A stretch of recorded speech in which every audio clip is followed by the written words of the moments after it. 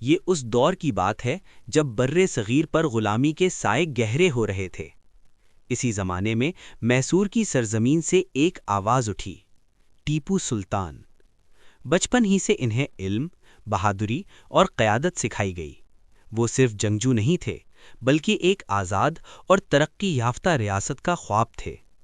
ٹیپو سلطان نے فوج کو مضبوط کیا، جدید راکٹ متعارف کروائے، زراعت اور تجارت کو فروغ دیا، اور انگریزوں کے سامنے کبھی سر نہیں جھکایا۔